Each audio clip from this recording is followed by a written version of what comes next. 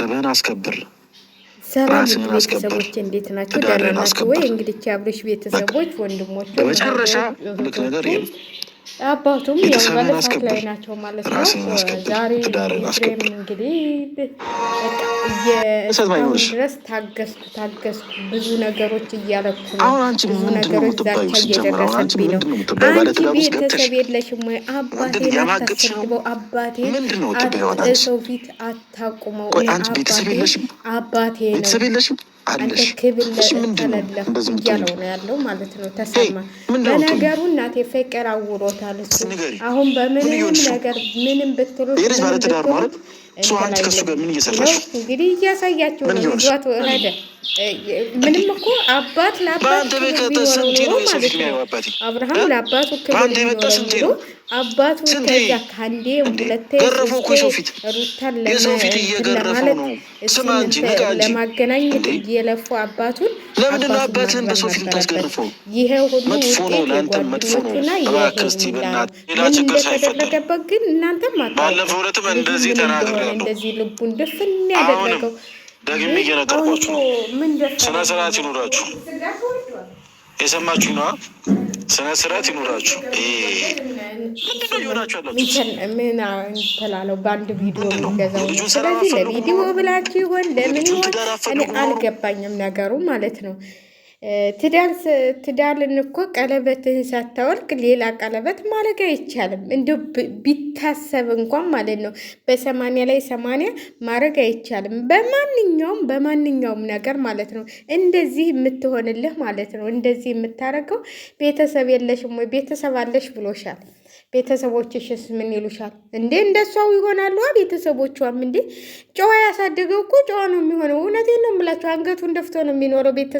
ቤተሰብ ያሳደገው ቤተሰቡን የሚያከብር ቤተሰብ ያለው ለቤተሰቦቹ ክብር ያለው ሰው እንደዚህ አይንዘራዘልም ማለት ነው። ልክ እንደ አብሬሽ እኮ አሁን ክብሉን አቷል። አባቱን ቤተሰቦቹን እንዲህ የአብሬሽ ቤተሰቦች በነገራችን ላይ አልተሰደቡም፣ እየለፉ ነው፣ ጨዋ ናቸው።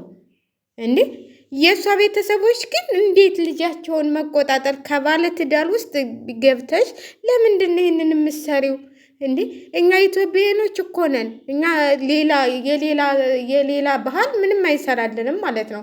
ሌላም ባህል ቢሆን የሌላም ሀገር ቢሆን ማለት ነው እንደዚህ በትዳር ላይ ትዳር መማገጥ በአደባባይ እኔ አይመስለኝም።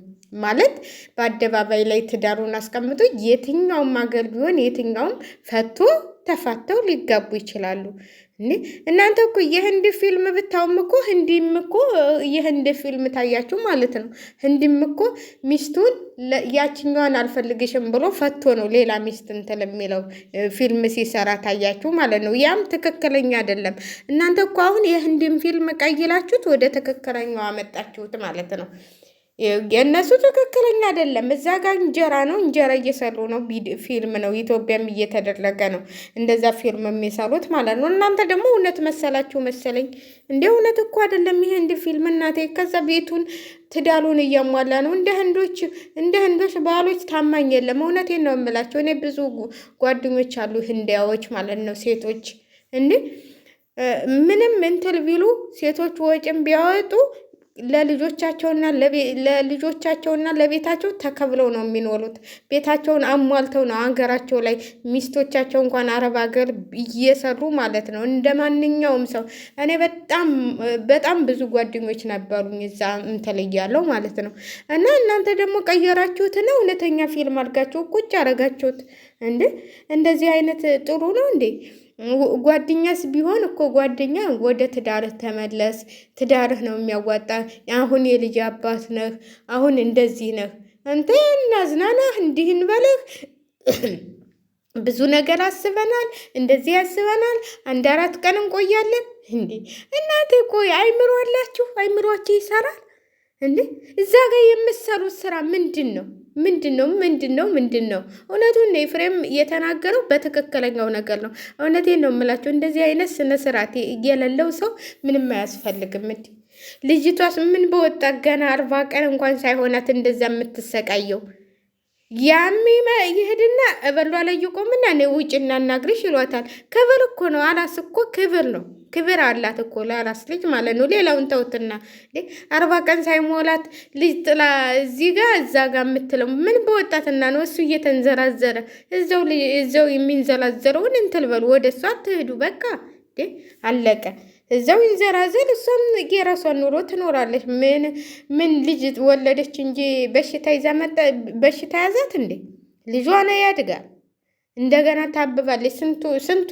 ስንቱ ነው በልጅነቱ ልጅ ወልዶ ስንት ደረጃ የሚደርሰው እንዴ?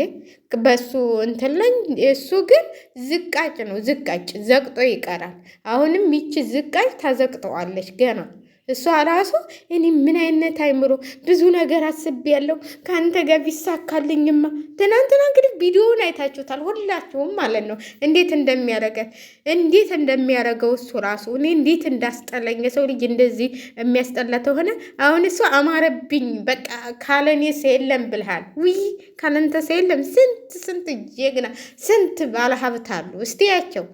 እስቲያቸው ዞር ብላ ስንት ነገር የሚሰሩ ጀግናዎች ወጣቶች አሉ። እስቲያቸው የመልእክተኛውን እስቲየው ስንት ነገር ሰርቶ ስንት ነገር እንደሆነ ማለት ነው። ስንት ነገር እንደተደረገለት ማለት ነው። አንዳንዴ ማለት ነው እንደው ዘረኛ አትበሉኝና እንዲሁ ምንም ቢሆን ከአማራ የአማራ ወንድና የአማራ ጀግና ነው የሚሻለው። እውነቴን ነው የምላችሁ። እሱ አሁን ጎጃሜ ነው። ይኸው ስንት ዓመት ሙሉ ራሱን ሳያስተዋውቅ ስንት ነገር ሰርቶ ይኸው አሁን ለመሸረም በቃ።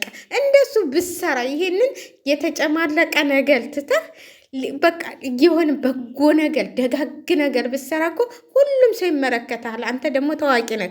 ከዚች ዘልዛላ ዱርዬ ጋር ከምሰራ ማለት ነው። እንዲህ ምንድን ነው እንደዚህ የሚያልከሰክስህ? ልክ እንደ እንትል ተልከሰከ አረክ አብልጭ ተልከሰከሰ አትሉም እንዴ? እኔ በጣም ነው የደበረኝ። እውነቴን ነው የምላችሁ። ወንድምየው ራሱ በጣም ነው ያሳዘነኝ። ለምን እኔ ትናንትም ብያቸዋለሁ፣ ጋሽዬ በጣም ያሳዝናሉ።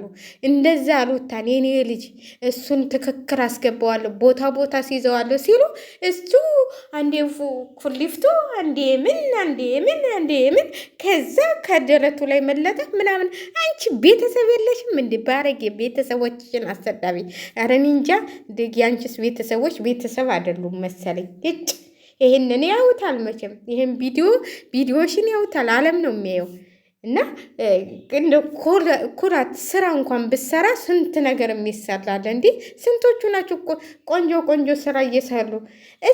እስቲ እንደው ተመልከት። እንደው በጣም እንግዲህ መልክተኛውና እነንትላን እስቲ ተመልከታቸው ከስንት ደረጃ እንደደረሱ።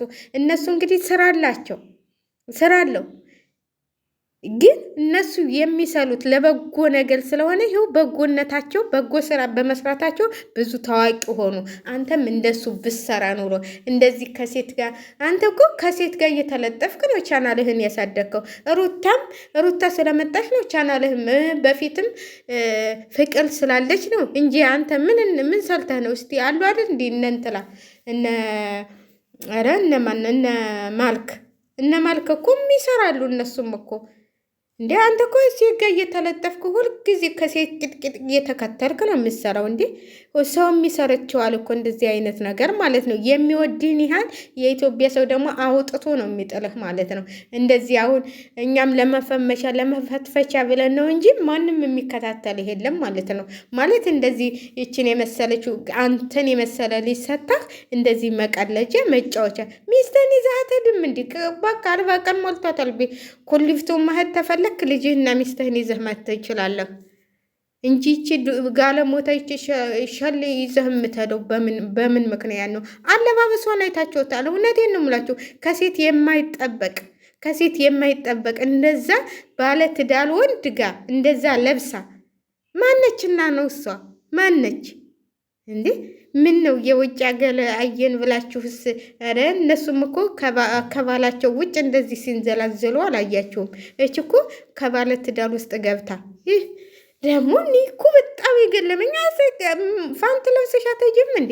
ያው ፋንት ነው የለበሽው ለነገሩ። እኔ በጣም ነው የሚያናድዱኝ። እኔ በጣም ነው የተናደድኩት። እኔ በእነሱ አልተናደድኩም። እንደው ጋሽዬን አለማክበራቸው፣ እህቱን እንደዛ ቁጭ አልጋ መክራው እህቱን አለማክበሉ። ታላቁ ነች። እሺ ነገ ሄዳለሁ አለና ጧት ተነስቶ ወደ እንትን ምን አይነት ጓደኞች ናቸው ያሉ እነዚህ ዘርዛሎች? የራሳቸውን ክብር እነዚህን እንደው ጉድጓድ ውስጥ ነበር መቅበር። ደህና ሰው ቢኖር ኖሮ አሁን ከተኙበት ሄዱ በዛው ጉድጓድ ውስጥ ነበር ቀብሮ መንጣት ማለት ነው። እንደ ደህና ቤተሰብ ደህና እንደዚህ ከሚዲያ ላይ ሳይሆን ከሚዲያ ውጭ እነሱ እንዲቆስቁስ አድርጉ እንትል ማለት። ለማንኛውም ውድ ቤተሰቦቼ እኔ የመሰለኝን ነው የምናገረው። እንግዲህ ቼችን የመሰለች አገር እያያችሁ እች ሀገር የት ነች ለምትሉ ወሎ ዳውንት ትባላለች። ይኸው እንግዲህ ለምለም ነች። ትናንትን ሰርቼባታለሁ ቪዲዮ። እንግዲህ ሸር ላይክ አድርጉ።